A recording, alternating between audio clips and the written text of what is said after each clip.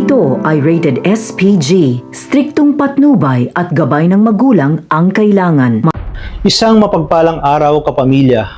Sa pagdating ng bagong karakter na si Ponggay, ay isang palaisipan ito kung magiging kalaban ni Tanggol o kakampi. Nahuli ni Ponggay ang isang lalaki na mabilis na ninakaw ang bangka.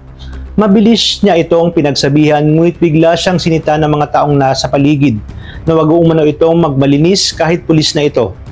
Wag daw nitong kalilimutan kung saan siya nanggaling dati. Matapos nga ito, ay kagad silang nagtungo sa presinto, kasama niya ang kanyang kaibigan na isa ring pulis na si Chola upang magpakilala bilang mga bagong recruit at mag-report. Agad silang hinarap na Hector Victorino at sa mga oras na yon ay kaagad nga silang sasabak sa operasyon dahil gustong subukan ni Hector ang kanilang naging training sa pagkapulis. Sa kabilang banda, napapalibutan na ng mga gerero ang mansyon ng mga Montenegro. Nagbanta si Rigor na kung hindi lalabas sina Tanggol at Ramon ay sapilitan nila itong papasukin. Ngunit hindi umatras si Tanggol at hinamon si Rigor na pumasok. Sunod-sunod ang putok ng baril matapos salubungin ni Tanggol ang mga pulis. Ipinakita niya ang kanyang husay sa pakikipaglaban at isa-isa niyang pinabagsak ang mga pulis na nakatayo sa labas ng kanilang mansyon.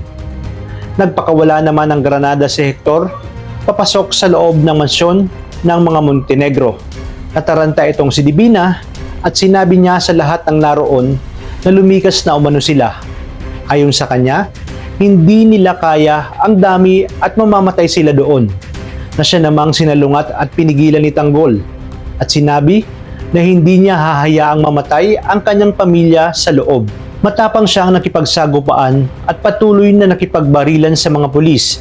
Dito na tuluyang nagbago ang pakikitungo ni Divina kay Tanggol dahil matagal na umano siyang naging sunod-sunurang kay Tanggol. At ngayong may hiling siya na tumakas ay malinaw na sa kanya na mas mahalaga umano ang pamilya ni Tanggol kaysa sa kanila.